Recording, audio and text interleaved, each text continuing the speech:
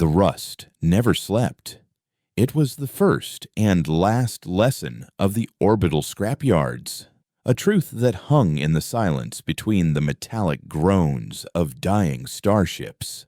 Kalen knew the sound of decay better than any man alive. He could distinguish the slow, grinding sigh of micrometeorite corrosion from the sharp, crystalline fracture of a solar panel succumbing to radiation. For 10 years, he had lived in the graveyard, a halo of human ambition and failure encircling Earth, piloting his salvage rig, the Tatterdemalion, through fields of dead satellites and hollowed-out station husks.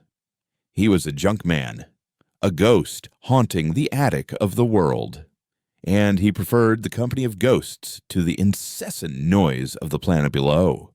Earth was a glittering distraction, a place of broken promises and loud, pointless arguments he had gladly left behind. Up here, the only arguments were with physics, and physics always won, a fact he found strangely comforting. The work was simple, fine, valuable composites, rare earth metals, or intact processing units. Carve them out with plasma cutters and magnetic grapples, and drop them down the gravity well to the highest bidder. It was a lonely life, but it was clean. Then came the music. It started as a faint hum on the edge of his comms, a ghost in the machine he initially dismissed as coronal mass ejection interference. It was a low, resonant thrumming, a vibration that seemed to crawl up the hull of his ship and into the bones of his skull. No one else heard it. The network chatter from other salvagers was the usual mix of market prices, corporate warnings, and crude jokes. The official channels from Earth were filled with the droning of politicians and the manufactured panic of news cycles. But for Kalen, the music was growing louder, weaving itself into the background static of the void. It wasn't melodic, it was mathematical, a complex, layered signal that felt more like a blueprint than a broadcast. It was the sound of something enormous and intricate being assembled, or perhaps disassembled. He spent weeks trying to isolate it, running diagnostics until the ship's processors whined in protest. He found nothing, no source, no signal degradation, no point of origin. It was simply there, everywhere, an atmospheric pressure in the vacuum of space. Down on Earth, the world began to fray at the edges. It started in the Atacama Desert, where a geological survey team vanished. The official report cited a sudden, unprecedented seismic event that had liquefied the ground beneath them. Weeks later, a section of the Trans-Siberian Maglev Rail simply ceased to exist, not blown up, not derailed, but gone, leaving behind a 20-kilometer stretch of fused earth that cooled into obsidian glass. Global communications flickered. Deep-sea data cables reported impossible pressure changes, and the planet's magnetic field began to fluctuate in ways that made physicists tear their hair out. Humanity did what it always did. It looked for a human cause. It was corporate sabotage, a new form of terrorism, a rogue state testing some unimaginable weapon. Blame was a currency they traded with frantic energy, while the real cause hummed its quiet, mathematical song in the void, a song only Kalen could hear. He was chasing a ghost signal when he found the anomaly. It wasn't on any chart. A piece of debris in a sector that should have been empty, tumbling end over end in a slow, hypnotic dance. It was small, no larger than his cockpit, and shaped like a shard of broken obsidian. But it wasn't reflecting light. It was swallowing it. His proximity sensor screamed with warnings about gravitational and energy readings that made no sense. It was wreckage, but not human. Every line was too perfect, every angle too precise. It radiated a cold that had nothing to do with the temperature of space. It radiated intent, compelled by a suicidal curiosity that had always been his greatest flaw. Kalen maneuvered the tatterdemalion closer. He extended a manipulator arm, its floodlights cutting through the darkness, and the moment the beam touched the object's surface, the music in his head exploded into a deafening roar. The shard's surface shimmered, and a section of it split open, revealing an interior that glowed with a soft, internal light, like captured starlight. Nestled inside was a device, a lattice of crystalline rods and shimmering filaments that pulsed in time with the roaring in his skull. He brought it aboard. It was an act of profound stupidity, a violation of every quarantine protocol and every self-preservation instinct he had. The moment the artifact crossed the threshold of his airlock, the ship's lights flickered and died, and the emergency power kicked in, casting the cramped corridors in a blood-red glow. The artifact floated in the center of his cargo bay, the internal light pulsing softly, the roaring in his head now a focused, piercing frequency that made his teeth ache. He approached it, his mag boots clanking on the deck plating.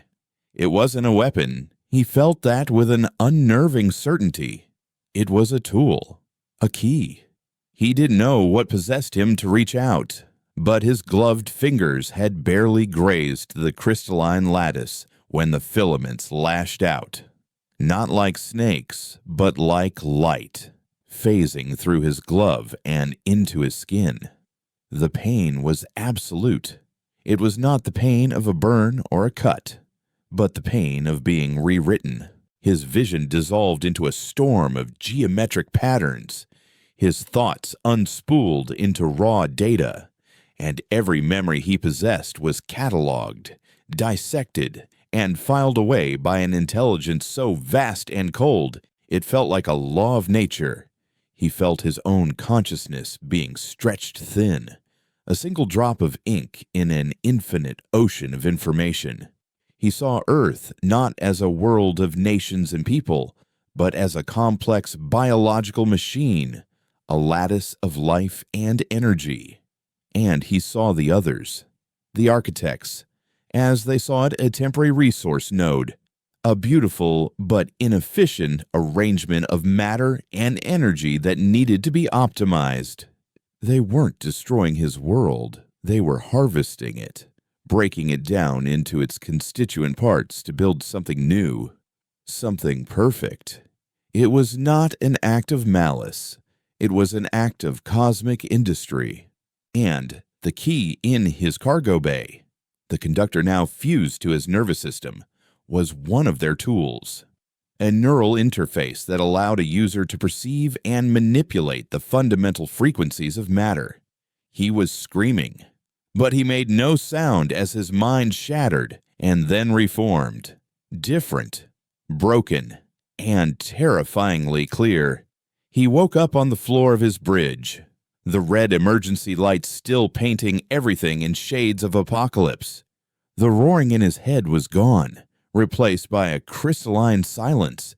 He felt hollow, scoured clean. He pushed himself up, his muscles screaming in protest, and looked at his hand.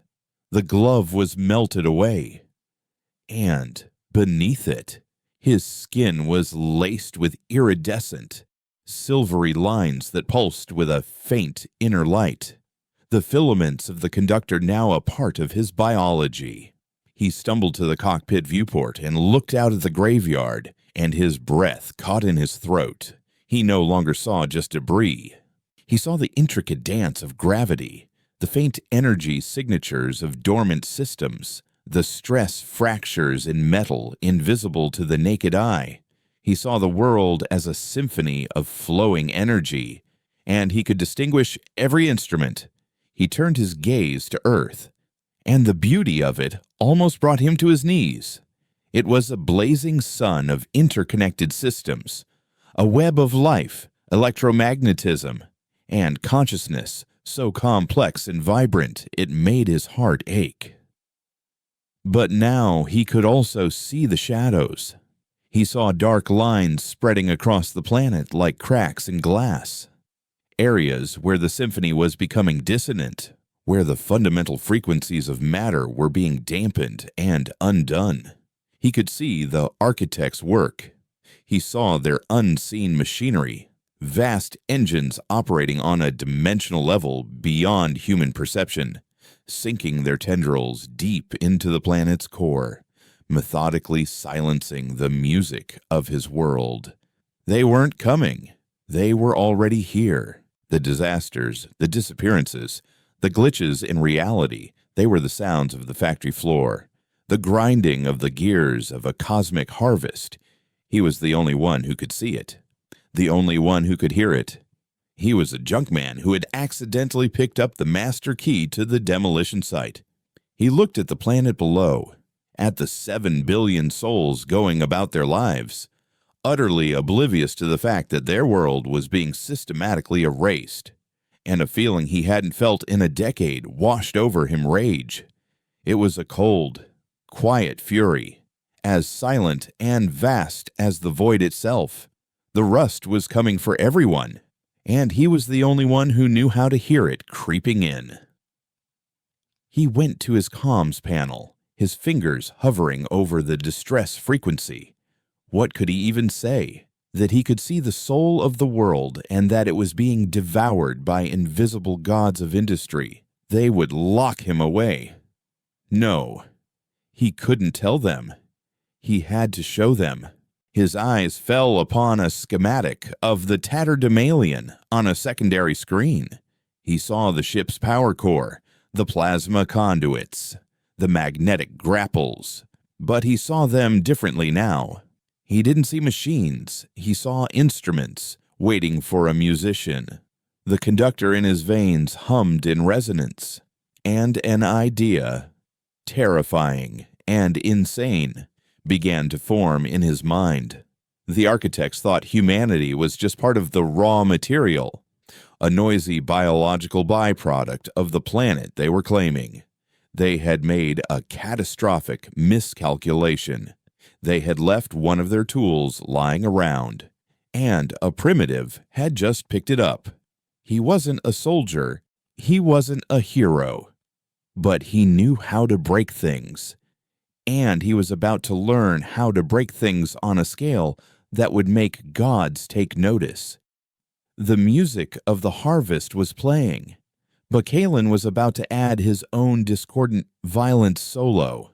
The tatterdemalion was no longer a salvage rig. It was a tuning fork. Kalen spent the first 72 hours of his new existence relearning the fundamental truths of his own ship.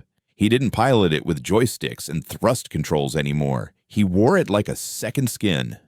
By focusing his will through the conductor now woven into his nerves, he could feel the flow of plasma through the ship's primary reactor, the subtle warp and weft of the structural integrity fields, the electromagnetic signature of every wire and conduit.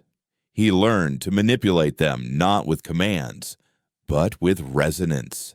He could coax a little more power from the reactor by harmonizing with its core frequency, quiet a rattling bulkhead by dampening its vibrations, and sharpen the beam of his plasma cutter into a surgical instrument of impossible precision. His first experiments were small, acts of cosmic vandalism in the graveyard. He found a defunct communication satellite the size of a bus and, instead of cutting it apart, he focused on its core structure. The ache in his skull was the first sign it was working, a low thrum that built into a piercing whine. The silvery lines on his arms and torso glowed through his jumpsuit, and the very air in his cockpit seemed to thicken. He pictured the satellite's internal supports, felt their resonant frequency, and pushed. Not with force, but with a counter-frequency, a dissonant chord in the silent music of its existence. The satellite did not explode, it unraveled. Bolts sheared without turning, struts disconnected without breaking, and plating peeled away in perfect, undamaged sheets, all tumbling silently in the void. He had disassembled it with a thought. The effort left him dizzy and bleeding from the nose. The coppery tang of his own blood, a stark reminder of his fragile, human hardware. But he had done it. He had learned the language of the architect's tools, and it was a language of creation and uncreation. His target became an obsession. Looking at Earth, he could see the focal point of the dissonance, the place where the architect's machinery was most concentrated. It was a wound in the planet's symphony, a vortex of silenced energy deep in the Atlantic, somewhere along the geological scar of the mid-Atlantic ridge. It was thousands of kilometers beneath the waves, shielded by unimaginable pressure in the planet's own crust, utterly untouchable by any conventional means. But Kalen didn't think in conventional terms anymore. He didn't need a bomb. He needed a precisely tuned bullet and a cannon big enough to fire it. He found his ammunition in the high-orbit boneyard, a graveyard for the giants of humanity's first failed attempt at interstellar colonization. There, drifting in a slow, majestic decay, was the engine block of the starship Odyssey, a solid block of exotic alloys and fused composites weighing over 80,000 tons. It was a dead thing, its fusion core long since scavenged, but its mass was immense, a silent testament to an abandoned dream. This would be his bullet, the tatterdemalion, with its magnetic grapples and overworked thrusters, was his cannon. The plan was ludicrous, a piece of orbital mechanics so insane that any sane flight controller would have him committed. He needed to drop the engine block out of orbit with enough precision to strike a target area a few kilometers wide on the ocean floor, using nothing but gravity and a single, perfectly calculated push. Without the conductor, it was impossible. With it, it was merely agonizing. He spent a week wrestling the Odyssey's engine block into position, a gnat pushing a mountain. His ship groaned in protest, its frame stressed to the breaking point.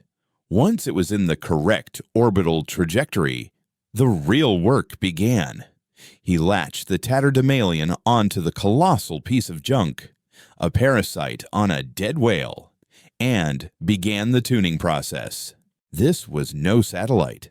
The engine block was a mountain of complex, overlapping frequencies, a chorus of dormant energies.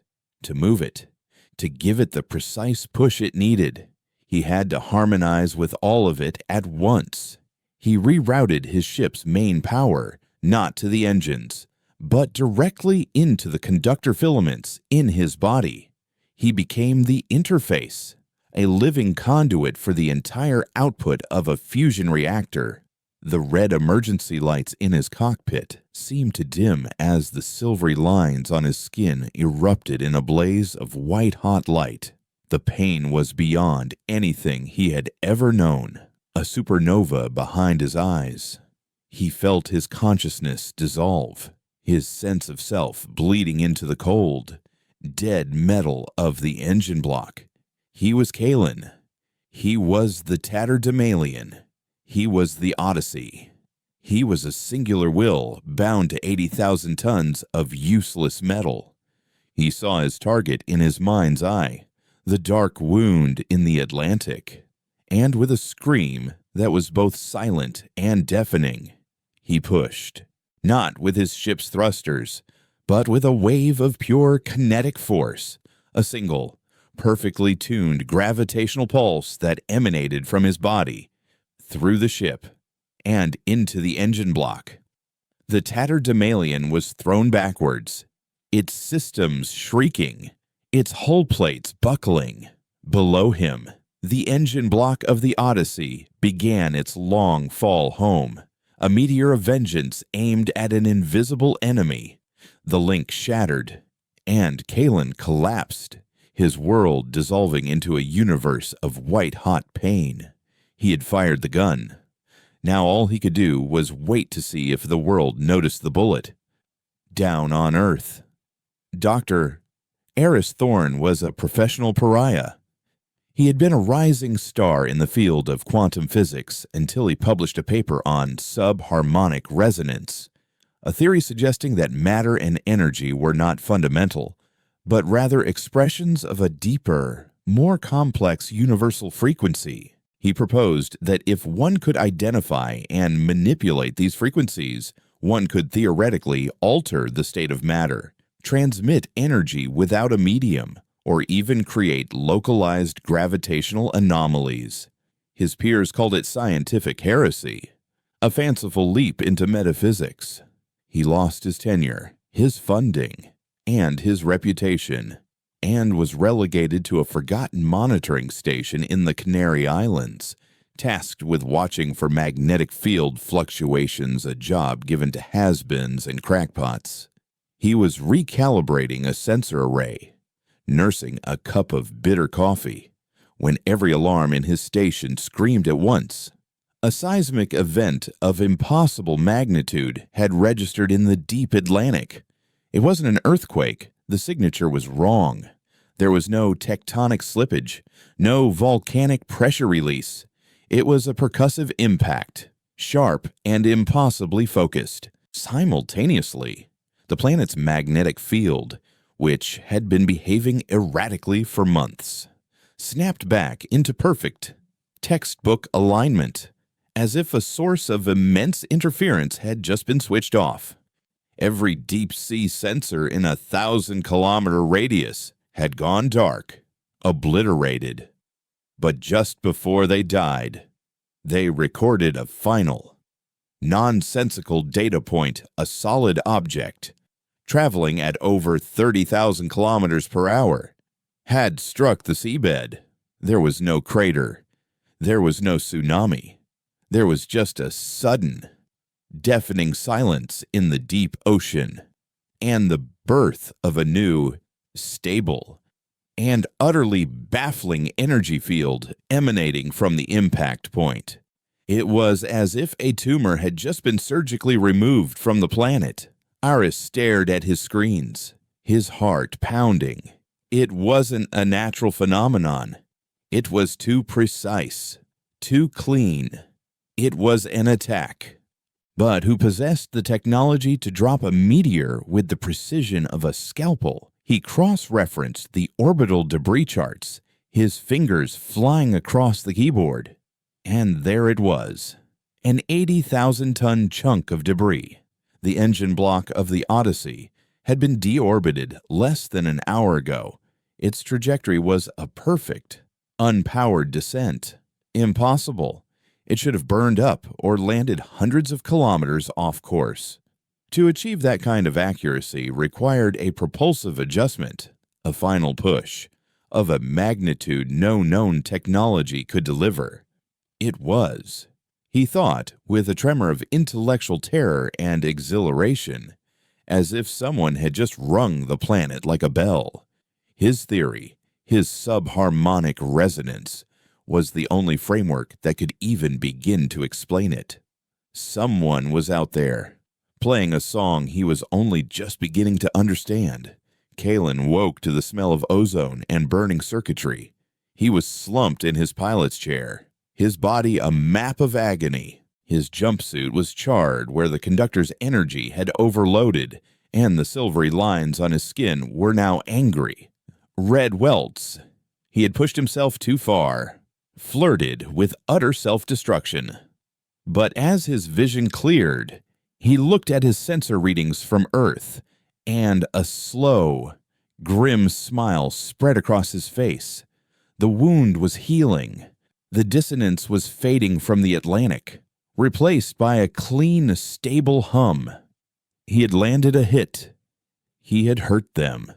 He had proven they could be touched, that their invisible machinery could be broken. The elation was short-lived.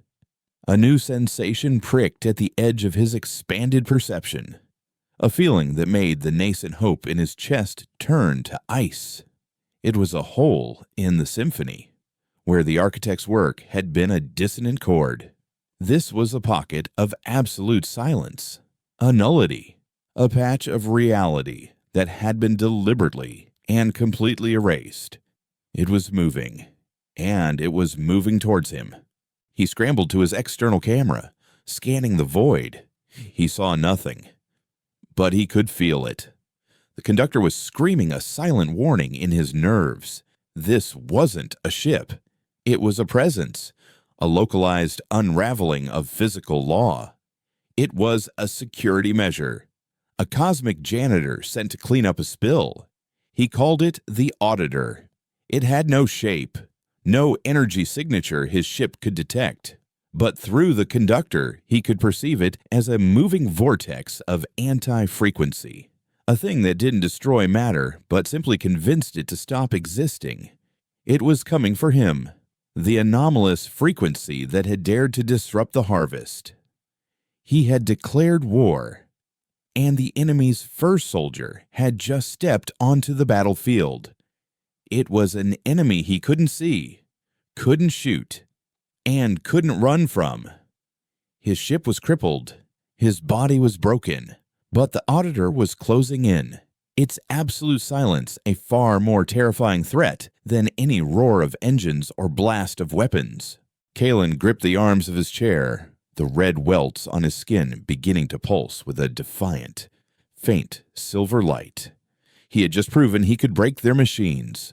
Now he had to find out if he could survive their monsters. The silence of the Auditor was a physical weight. It pressed in on the tattered Damalian's hull, a tangible void that leached energy and warped perception.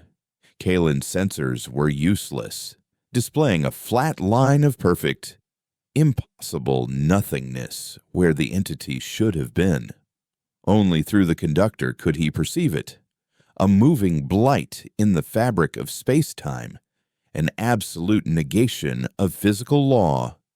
It wasn't fast, but it was relentless, and with every passing minute, the space around his ship grew colder, darker, and quieter. The background hum of the cosmos, a sound he had only just learned to hear, was being erased. He was being isolated, cut off from the symphony of reality before the final silent strike. Panic was a luxury he couldn't afford. He forced himself to think, to analyze the nature of the threat. The Auditor didn't use force. It used cancellation. It was a perfectly tuned wave of anti-existence. To fight it with weapons would be like trying to shoot a hole in a shadow. He had to fight it on its own terms, with its own language. He had to make a noise so loud, so complex, so fundamentally real that the Auditor's silence couldn't swallow it. He needed an orchestra, and he was parked in the middle of a symphony hall of scrap. He pushed his battered body out of the pilot's chair and began to work, his mind racing. He didn't have the strength for another monumental push, like the one that had sent the Odyssey engine block plummeting to Earth. This had to be different. It had to be a sustained performance, a broadcast, a defiant scream of existence aimed directly at the heart of the void. His plan was a desperate act of improvised engineering that bordered on madness. He began by jury-rigging the Tatterdemalian's primary communication array, bypassing every safety protocol and slaving it directly to the conductor interface fused to his nervous system. He then turned his plasma cutters not on the scrap, but on his own ship, carving away sections of the outer hull to expose the main power conduits. He used his magnetic grapples to pull in dozens of pieces of debris, solar panels from dead spy satellites, lengths of exotic alloy from derelict station trusses, resonating chambers from old orbital engines. He was building an array, a massive, ugly, and dangerously unstable antenna, using his own ship as the core. Each piece of debris was a different instrument, possessing a unique resonant frequency. He was turning his salvage rig into a colossal, spaceborne pipe organ, and his own body was the keyboard. The final piece of the puzzle was the power source. His ship's reactor wasn't enough. He needed more. He needed something loud. He found it in the husk of a pre-unification war satellite, a relic from the 22nd century's orbital conflicts. Its weapon systems were long dead, but its power core, a volatile and notoriously unstable singularity generator, was miraculously intact. These generators had been banned for a reason. When they failed, they didn't just explode, they briefly tore a hole in reality. Kalen smiled grimly. It was perfect. He carefully extracted the singularity core, a throbbing sphere of contained chaos no bigger than his fist, and mounted it at the focal point of his makeshift array. He was building a bomb, but one that detonated in a symphony of resonant energy rather than a blast of shrapnel. Meanwhile, on Earth, Eris Thorne was a man possessed. He had taken his findings to the Global Defense Council, a bureaucratic leviathan that had spent the last several months chasing its own tail, blaming rival nation-states for the escalating global anomalies. He presented his data the orbital deorbit of the Odyssey engine, the impossible impact signature, the instantaneous stabilization of the planet's magnetic field. He showed them his theoretical models of subharmonic resonance, arguing that they were not facing a conventional enemy, but a force that operated on the fundamental principles of physics. They called him a charlatan, a madman seizing on a global crisis to vindicate his fringe theories. "Are you suggesting?" A decorated general had sneered, his face a mask of incredulous disdain. "That some unknown entity is singing our planet to death, and that an anonymous vigilante just dropped a piece of space junk on them to make them stop." Eris had no proof, only data that defied every known model of physics. He was dismissed, his credentials revoked, and a gag order was placed on his research. But he hadn't come to them for permission. He had come for their resources. While they had been laughing at him, he had been using their own network to slice through layers of encryption, his fingers dancing across a holographic interface. He didn't need their approval. He needed their eyes. He hacked into the feed from the Ares Deep Space Array, a network of optical and radiological telescopes powerful enough to read the print on a newspaper from the moon. He directed the entire array towards the last known coordinates of the Odyssey debris field, hunting for the ghost who had rung the bell. He didn't know what he was looking for, but his theory predicted it to generate a resonant frequency of that magnitude. You would need a focal point, an antenna. You would need an orchestra. The auditor was close. The silence was so profound now that Kalen could hear the blood pumping in his own ears. The red emergency lights on his bridge flickered and dimmed, their energy being slowly leached away. He hauled himself into the modified pilot's chair, the array of exposed conduits and raw data feeds surrounding him like a cage. He connected the final interface, a direct neural link from the conductor to the singularity core. The moment the connection was made, a new kind of pain flooded his senses. It was the chaotic, screaming energy of a caged singularity, a sound of pure, unadulterated madness that threatened to tear his mind apart. He gritted his teeth, blood trickling from the corner of his mouth. He was the only thing holding it all together, his will. the conductor, his ship, and a barely contained Starkiller. He could feel the Auditor now, a presence just meters from his hull, its silent, inexorable pressure beginning to buckle the very structure of the tatterdemalion. It was now or never. He closed his eyes and began to play. He didn't think in terms of music, but in mathematics, in pure, raw frequency. He reached out with his mind, through the conductor, and struck the first chord. He resonated with a shattered solar panel from a Martian probe, and it vibrated with a low, mournful hum.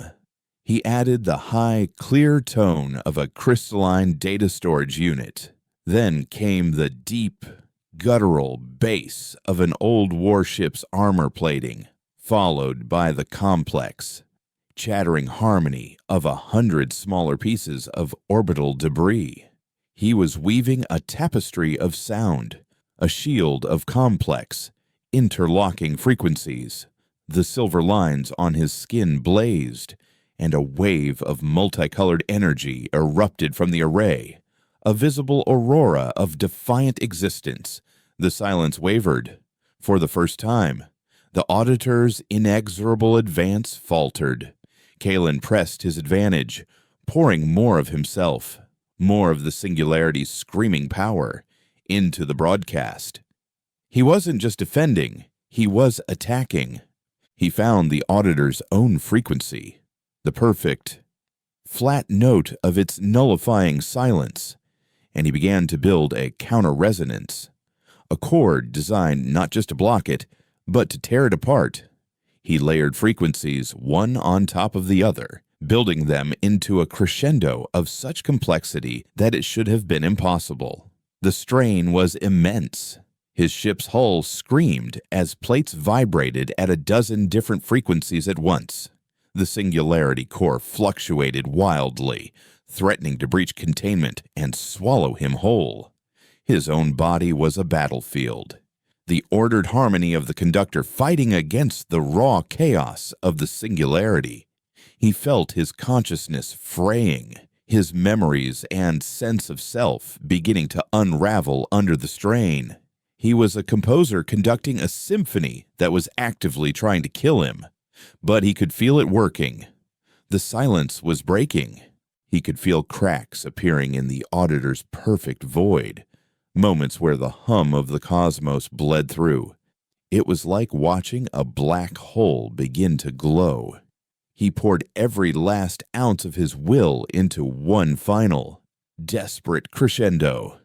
He harmonized with every single piece of debris in his makeshift orchestra, with his ship, with the Singularity, with the very atoms of his own body, and focused it all into a single, piercing note of pure, unadulterated being. From the Canary Islands, Eris Thorne watched his screens and forgot how to breathe. The Ares array had found it. A salvage rig, the tatterdemalion, a vessel so insignificant it was barely on the registry. But it wasn't the ship he was seeing. It was the energy blooming around it. It was a phenomenon that defied physics, a multi-spectrum aurora of light and radiation that was pulsing in a complex, rhythmic pattern. Spectrographs went off the charts, detecting energy signatures that shouldn't exist outside the heart of a nebula. And at the center of it all, the ship, a tiny, dark speck. But the array was also picking up something else, something that made a cold dread crawl up his spine. It was a gravitational anomaly, a moving pocket of warped space-time that was collapsing in on itself around the salvage rig. It was a localized end-of-the-universe event, and the tatterdemalion was fighting it. Aris realized what he was watching. It wasn't a battle of ships, it was a battle of concepts. A fight between existence and nothingness. And the madman in the junk hauler was winning. The energy pulse from the ship intensified, coalescing into a brilliant, white spear of light and sound that lanced out into the void. The gravitational anomaly wavered, distorted, and then, with a final silent implosion that registered on every gravity sensor on the planet, it vanished. The aurora around the tatterdemalion collapsed, and the ship went dark, drifting, silent, and powerless. Aris stared, his hands shaking. He had been right. All of it. The subharmonic resonance was real, and humanity was caught in the middle of a war they hadn't even known existed, a war fought with the music of the spheres. And their only soldier was a lone junkman in a broken ship who had just screamed into the darkness and made a monster blink. He had his proof. And now, he knew he had to get to Kalen before the people who had laughed at him realized the truth and decided to silence their only hope. For Kalen, the aftermath was a descent into a quiet, broken hell. The final, defiant crescendo had shattered the Auditor, but the feedback loop had ripped through his ship and his body with apocalyptic force. The Singularity Core had destabilized and imploded, not with a bang, but with a sickening lurch of localized physics that had aged a decade's worth of metal fatigue into every strut and wire of the tatterdemalion. His makeshift orchestra of debris was gone, either vaporized or flung into chaotic, useless orbits. He was adrift, a ghost in a tomb of his own making. The ship was utterly dead. No power, no life support, no communications, only the faint, residual glow of the conductor filaments in his skin provided any light in the frozen cockpit. A stark, silver tracery against the encroaching dark. He was bleeding from his eyes and ears, the result of 100 microhemorrhages caused by the violent frequency shifts. Every muscle felt like it had been torn from the bone, and his mind was a fractured landscape of echoing harmonies and screaming static. He had won the battle, but the victory felt indistinguishable from death. He was alone, crippled, and floating in the one place in the universe he had once called home. Now just another piece of junk waiting for its orbit to decay. But the silence that followed was different. It wasn't the oppressive, predatory silence of the Auditor. It was just empty. He had screamed into the void, and for a terrifying moment, he believed the void was all that was left, but he had not gone unheard. On Earth, Eris Thorne was a man running on stolen time and pure adrenaline. His unauthorized use of the Ares array had triggered alarms all the way up the chain of the Global Defense Council. He was now a fugitive, a disgraced scientist turned cyber-terrorist. Before they cut off his access, he had managed to download every scrap of data on the tatterdemalion event and pinpointed the ship's last known trajectory. He knew he had hours, maybe minutes, before they locked him out of everything. He didn't waste them trying to convince the deaf and blind men in charge. Instead, he reached out to the fringes, to the people who, like him, had been pushed to the margins of the system. His first call was to Lena Petrova, a former Black Ops pilot for the Eurasian Federation. She had been grounded after a mission over the Martian colonies went disastrously wrong. A mission she claimed was sabotaged not by human error, but by a glitch in reality that had caused her ship's navigation systems to believe they were flying through solid rock. She had been labeled unstable, a liability. Aris found her running a high-risk cargo shuttle out of Baikonur, hauling contraband for corporations that valued speed and discretion over regulations. He sent her a single, encrypted data packet, the telemetry of the tatterdemalions' fight against the Auditor's gravitational anomaly. He attached no explanation, only a question. Ever see a glitch like this before? Her reply came in under a minute, where and when she was in. His second call was to a ghost, a legendary hacker known only as Proxy. No one knew his real name or location, but it was said he lived inside the global network, a digital phantom who had brought down corporations and exposed government conspiracies with a few elegant lines of code. Aris didn't try to find him. He just broadcast his raw data into the deepest, darkest corners of the net, a message in a bottle thrown into an ocean of secrets. He knew that a puzzle of this magnitude, a mystery that touched the fundamental code of the universe, would be irresistible to a mind like Proxy's. Lena Petrova didn't need convincing. The data Aris sent her was a vindication of every nightmare that had haunted her since Mars. She saw in the twisting, impossible physics of the Auditor's attack a mirror of what had happened to her crew. It was an equipment failure. It was the rules themselves being rewritten. She saw the Tatterdemalian's defiant energy blast not as a weapon, but as an answer. She owed it to her dead co-pilot to find out what the answer meant. Stealing a ship was the easy part. She borrowed the Seraph, an experimental long-range interceptor, a sleek, black dart of a vessel designed for rapid response and stealth. Its official designation was for asset retrieval. Lena figured Kalen was the most important asset humanity had. Whether he knew it or not, getting off planet without authorization was harder. That's where Proxy came in. Just as Lena was preparing for a brute force launch that would have had every GDC missile battery from Gibraltar to Guangzhou tracking her, the launch codes for Baikonur simply changed. Green lights flashed across her console. Flight control chatter went silent, replaced by a looping audio file of a Tchaikovsky symphony. Every satellite that should have been watching her suddenly turned its electronic gaze towards a meaningless patch of empty ocean. A single text-only message appeared on her private comms channel. The house is quiet. Try not to break the furniture on your way out. P. He had seen the data, and he had chosen a side. The Seraph lifted off on a pillar of silent, clean fusion. A black knife cutting through the upper atmosphere. Its destination, a dying salvage rig in the graveyard.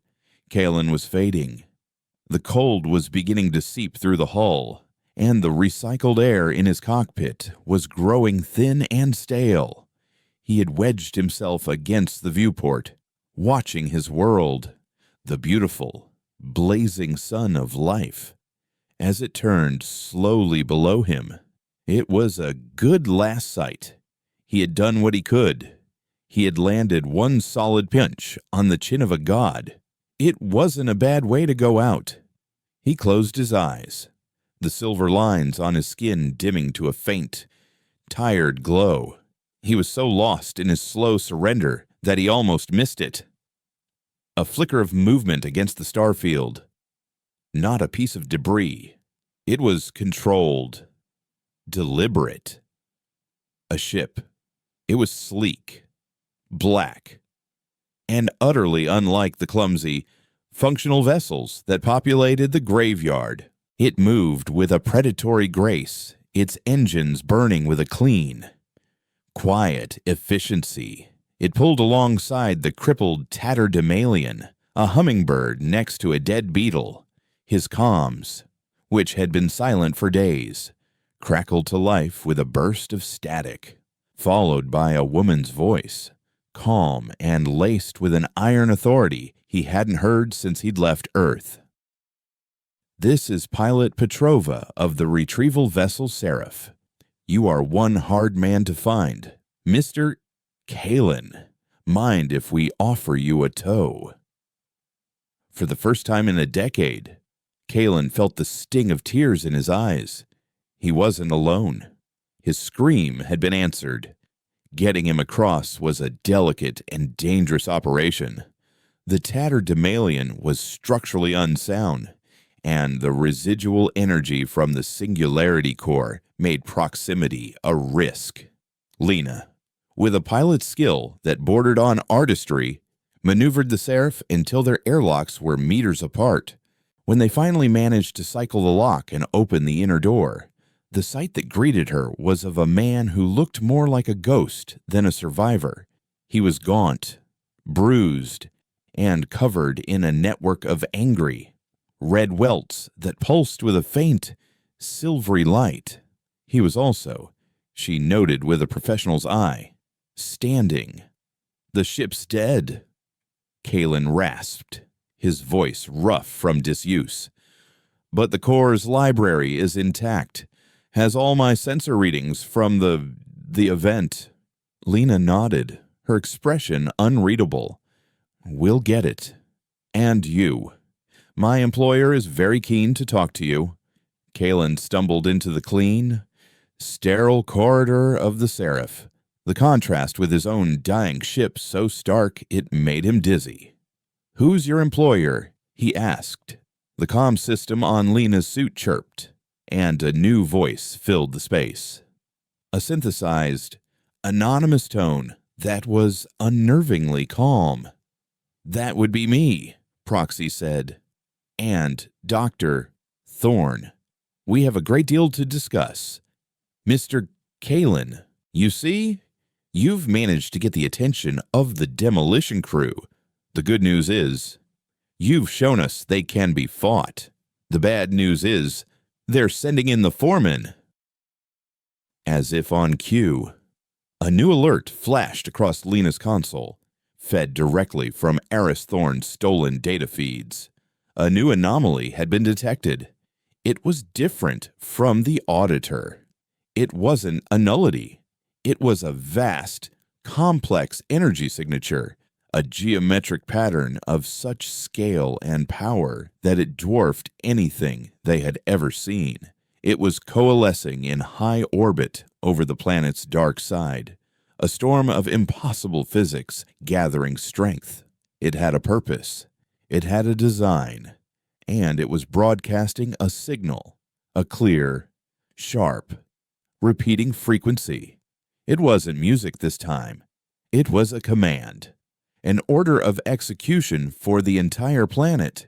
The architects had been notified of a pest control problem, and they had just deployed a planet killer. The foreman had a name, or rather, a designation that pulsed from its coalescing form in the high, dark orbit. The harmonizer, Proxy's analysis, filtered through Aris Thorne's theoretical models, painted a terrifying picture. The Auditor had been a scalpel, a tool for precise, localized erasure. The harmonizer was a sledgehammer the size of a continent. It wasn't designed to cancel reality. It was designed to rewrite it, to collapse the planet's entire quantum state into a new, stable, and utterly lifeless form, a perfect, crystalline sphere of raw material, ready for collection. It was building itself out of the very fabric of space-time, a vast, intricate lattice of energy and condensed physics that looked like a cathedral made of captured galaxies. It was beautiful, intricate, and absolutely lethal. And at its heart, a single dominant frequency was beginning to build, a planetary death knell that, once it reached its peak, would silence the symphony of Earth forever. They were no longer fighting a demolition. They were facing an execution. The bridge of the Seraph was a crucible of desperate energy. Kalen, now stabilized in the ship's medbay, was linked directly to their sensor systems. His body, a living diagnostic tool. He could feel the harmonizer's growing song in his bones, a crushing pressure of absolute order that made the conductor in his veins feel like a chaotic, primitive thing. Lena paced the cockpit, her knuckles white as she ran simulations that all ended in the same silent, geometric apocalypse. Aris Thorne, A voice of frantic genius patched in from a hidden server farm somewhere in the ruins of Eastern Europe fed them a constant stream of data and terrifyingly elegant equations. Proxy, the ghost in the machine, was their shield, constantly fighting a shadow war against the GDC's attempts to locate them while simultaneously trying to find a crack in the harmonizer's impenetrable logic. It's a resonant cascade, Eris explained, his voice strained. It's not attacking the planet with energy, it's teaching it a new song. Once the planet's core frequency begins to harmonize with the broadcast, a feedback loop will begin. The planet will literally tear itself apart to match the new pattern. It's the most elegant and horrifying piece of physics I have ever witnessed. So we disrupt the song, Lena said, her voice tight. We can't. Kalen rasped from the medbay. His eyes closed as he focused on the growing cosmic chord. My scream was just noise. It worked on the auditor because the auditor was a creature of silence. This is a symphony. Noise won't disrupt it. It will just be absorbed. We have to play a better song. The plan that emerged from their collective desperation was one of such audacious insanity, it felt less like a strategy and more like a myth. They couldn't fight the harmonizer from a distance. They had to get inside it, not physically, but musically. They had to introduce a new theme into its symphony, a discordant element of such profound complexity that it would force the entire structure into a state of chaotic, self-destructive resonance. They needed to find a note of pure, concentrated chaos and inject it directly into the heart of that perfect, mathematical order. They needed to teach the machine how to scream. And humanity, Kalen realized with a grim certainty, was the most chaotic, discordant, and resilient frequency in the known universe. The instrument would be Earth itself. The orchestra would be its people. The conductor would be Kalen. Proxy began the first phase of the operation. He didn't just hack the global communications network, he seized it. Every screen on the planet, from the massive media towers in Neo-Tokyo to the cracked displays of handheld devices in the slums of Lagos, flickered to life, showing not news or entertainment, but a single, stark image, the harmonizer, a terrifyingly beautiful angel of death hanging in their sky. Then came Eris's voice, no longer a discredited crackpot, but a prophet at the end of the world, explaining in simple, stark terms the physics of their doom. He didn't offer hope. He offered a choice. They think we are just noise, his voice echoed across the globe. A biological impurity in their raw material. They are about to find out that noise is the only thing that has ever kept us alive. The final part of the message was a single, complex audio frequency broadcast on every channel, a resonant carrier wave designed by Eris and Kalen. It was a primer, a tuning fork for the human soul. The final piece of the message was a simple instruction: when the time comes, scream. Lena's role was the most dangerous. She had to fly the Seraph into the heart of the harmonizer. Her target wasn't a physical structure, but a focal point in the energy lattice, the conductor's podium, where the master frequency was being generated. It was a suicide run. A flight through cascading waves of reality-warping energy that should have torn her ship and her mind apart. But Proxy had found a loophole. The harmonizer's perfection was its one flaw. Its symphony was so ordered, so predictable, that for fractions of a second, tiny rests appeared in the music gaps in the energy field. He had written a flight program that was less a trajectory and more a piece of sheet music, a frantic, impossible dance designed to fly the Seraph through the rests in the harmonizer's song. It required a pilot with nerves of steel and a connection to her ship that was almost precognitive. It required Lena. As she plunged the Seraph into the storm of light and geometry, her world became a maelstrom of impossible beauty and terror. Her ship shuddered and groaned, alarms screaming as physics bent and buckled around her. She flew on pure instinct, a lone black note dancing through a divine and deadly composition. Back on the Seraph's bridge, Kalen was prepared for his final performance. He was no longer lying in a med bay. He was strapped into a custom-built amplification throne, a nightmarish fusion of medtech and the salvaged core of the conductor. He was the focal point, the antenna that would gather the chaos of his species and fire it into the heart of the machine. The plan was simple. When Lena reached the center, she would drop a probe that would open a direct channel. Through that channel, Kalen would broadcast the primer frequency, and then he would listen. He was gambling everything on a single desperate hope that humanity, when faced with extinction, would not go quietly. He was betting on their rage, their love, their grief, their defiance, the entire messy, illogical, and beautiful symphony of their existence. Lena's voice, strained and breathless, crackled over the comms. "Probe away, I'm at the podium." "Kalen, give 'em hell." Kalen closed his eyes and pushed the frequency out. It pulsed across the planet, a silent call to arms. For a moment, there was nothing but the crushing, perfect music of the harmonizer. Had it failed? Were they too scared, too broken? And then it began. A single voice. A child crying in a bombed-out shelter in what was once Syria. Then another. A shout of defiance from a soldier on the crumbling Great Wall.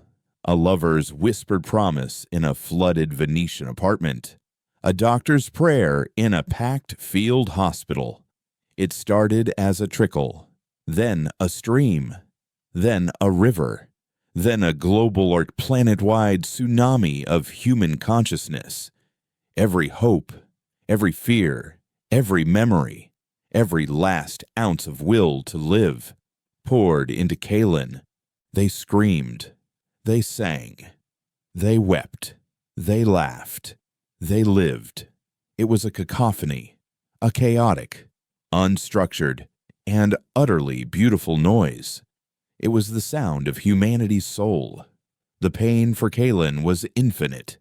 He was a vessel holding an ocean of 7 billion lives. He felt every joy, every sorrow. His mind shattered, not into pieces, but into a constellation of 1 billion stars. The silver lines of the conductor erupted from his skin, no longer just on his body, but projecting out into the room.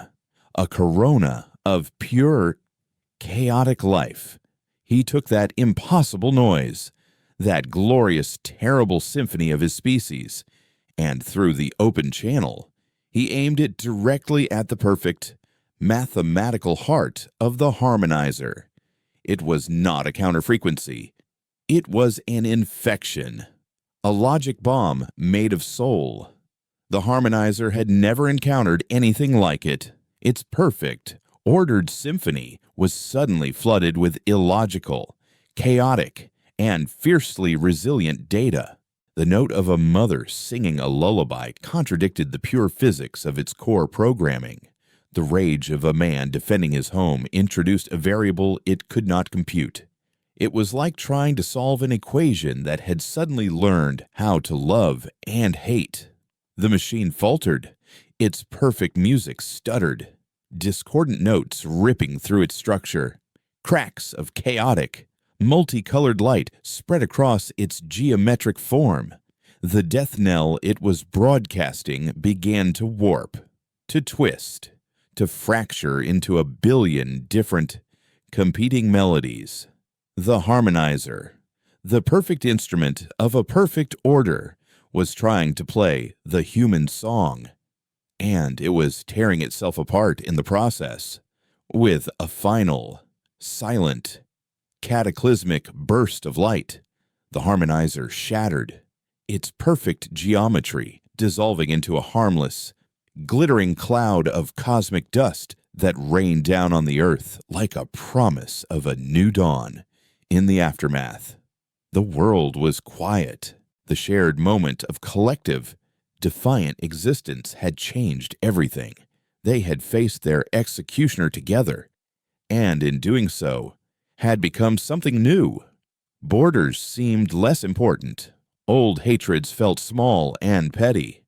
They had heard each other's souls, and the silence that followed was not empty, but filled with a new, fragile understanding. Kalen survived, though the man he had been was gone, replaced by something more. He was no longer just a conductor. He was a living library of his species' song. Lena brought the scarred but intact Seraph back to an Earth that greeted her not as a renegade, but as a savior.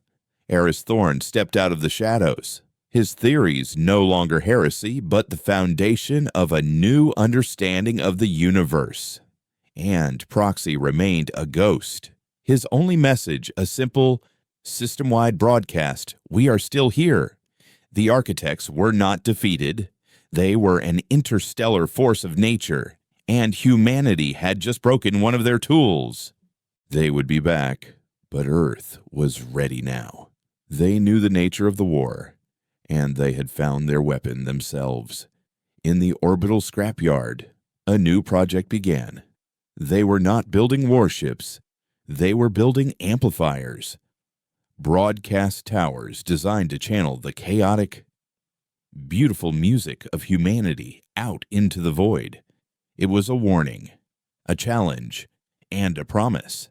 It said, we are loud, we are messy, we are illogical, we are live, we are the noise that will not be silenced, and we are waiting.